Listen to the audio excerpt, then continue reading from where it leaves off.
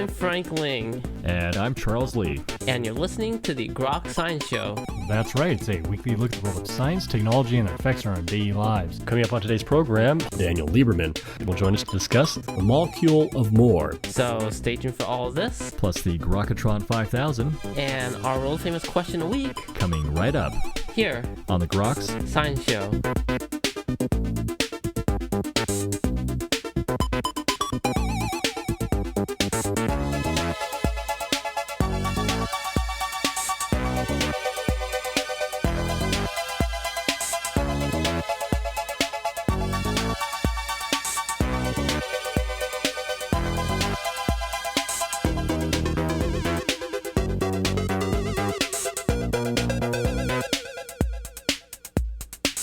Welcome back to the Groks Science Show. Well, can it be that a single molecule controls most of your behavior? Well, joining us today to discuss this issue is Professor Daniel Lieberman. Professor Lieberman is Professor and Vice Chair for Clinical Affairs in the Department of Psychiatry and Behavioral Sciences at George Washington University. He is a Distinguished Fellow of the American Psychiatric Association and a recipient of the Caron Foundation Research Award. He has written the new book, along with co-author Michael Long, The Molecule of More: How a Single Chemical in Your Brain Drives Love, Sex, and Creativity and Will Determine the Fate of the Human Race. Dr. Lieberman, we're very pleased to have you today on the Groks Science Show. Thanks for having me. It is certainly our pleasure. Certainly a fascinating book you've written here about the molecule of more. So what is the molecule of more, and why did you decide to write the book? The molecule of more is dopamine. It is a chemical in the brain that's responsible for all kinds of different behaviors, and it was the variety of behaviors that it controls that really attracted me to it. When I was trained to be a psychiatrist at New York University, I learned about a number of different psychiatric diseases that seem to be associated with problems with dopamine functioning, and these include things like schizophrenia, attention deficit disorder, drug addiction. And what struck me was that on the surface, they really didn't seem to have very much in common. I couldn't understand how could all of these things be the result of one single neurotransmitter, dopamine.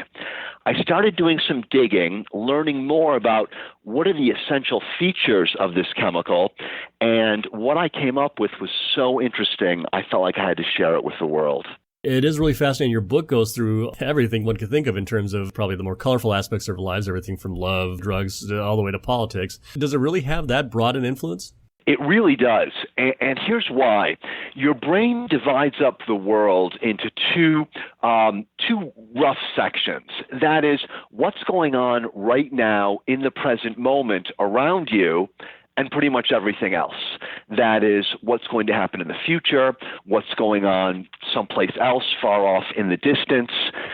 And it does that because if you think back to evolutionary times and man's need to survive in settings of scarce resources, there's quite a difference between resources that one has and controls and resources that one needs but does not have.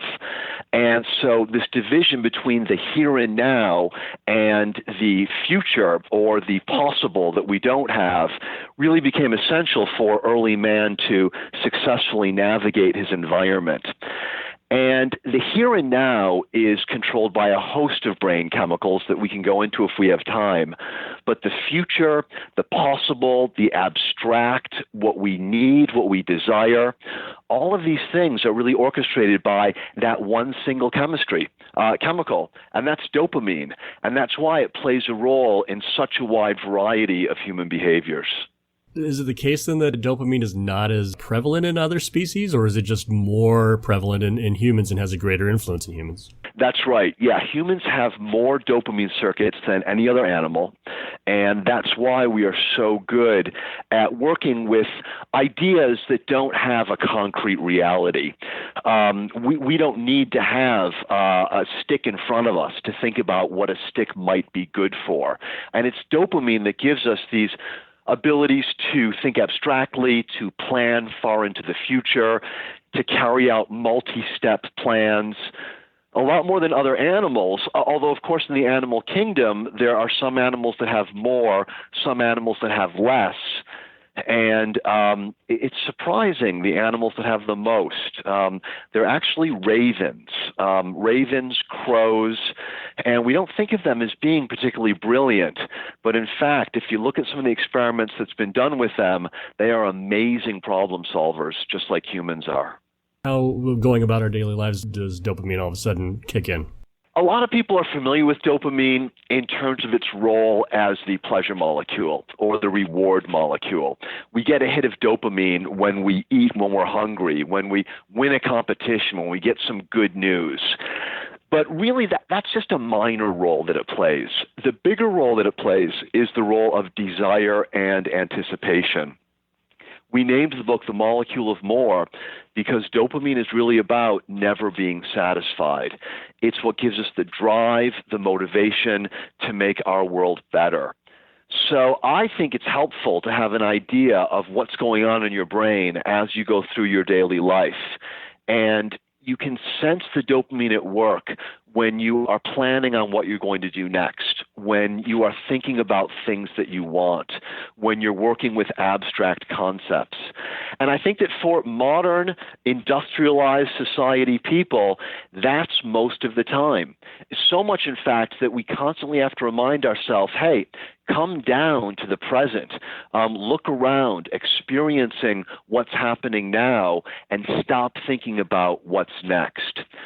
So one of the things the book is about is kind of opening people's eyes to how dopamine does control their life, the advantages of it, but also the disadvantages and why it's necessary to sometimes come out of those circuits into the present moment. Is it the case that perhaps modern life with many distractions, many ways of sort of hitting our dopamine circuitry is overloading circuits which weren't built for this kind of environment? Absolutely. And these circuits are so powerful at affecting our behavior that they're being directly targeted by companies. Specifically, the Silicon Valley companies, they know how to build products that trigger dopamine. And in fact, they have dopamine experts on their payroll who work on this very problem. Just to give you an example, a recent development is the infinite scroll. It used to be when you were going through a web page or something on your cell phone, you'd scroll for a little while and eventually come to the end, and then it would be time to stop. Now, however, as you scroll, new posts, new stories keep getting added, and your dopamine system keeps saying, maybe there's something waiting there that's going to be important to me. Maybe there's something waiting there that's going to give me more of gratification or something else that I need.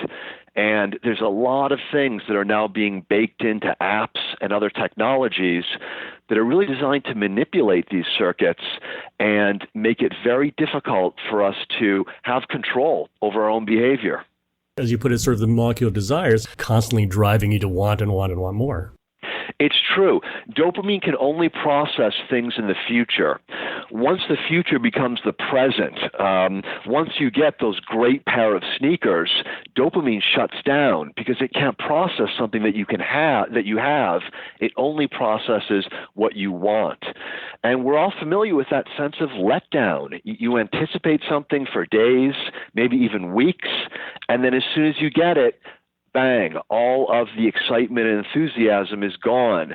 And there's even a proverb that encapsulates that you may have heard. It's to travel hopefully is better than arriving.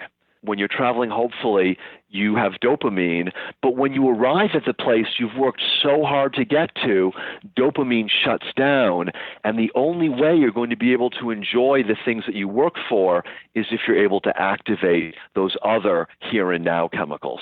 Getting there is really more than half the fun, huh? I'm afraid that's true. I'm not sure it should be that way, but I think that for many of us it is that way. Is there a downside to having too much dopamine or not enough?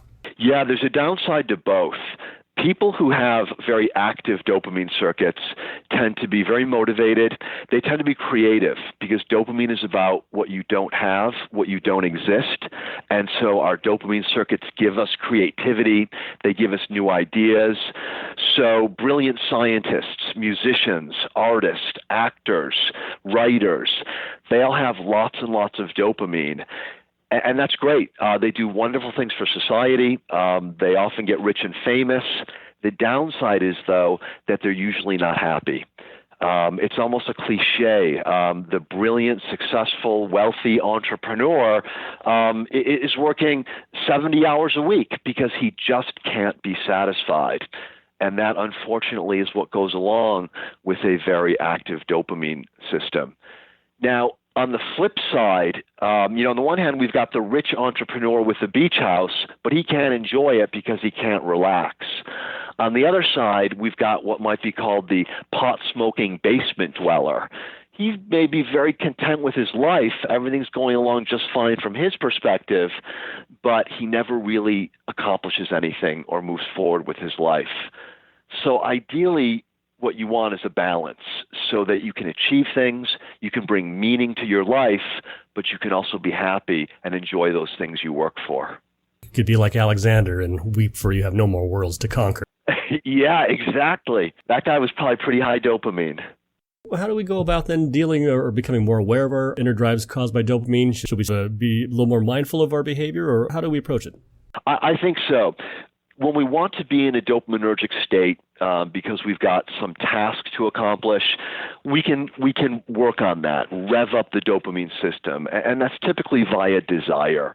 If you're working on something and it's going slow, it's awfully hard, it can be helpful to put yourself in an imaginative state where you imagine what it's going to be like if you are able to accomplish this task, finish up the project, and that will help motivate you and make it easier to get work done.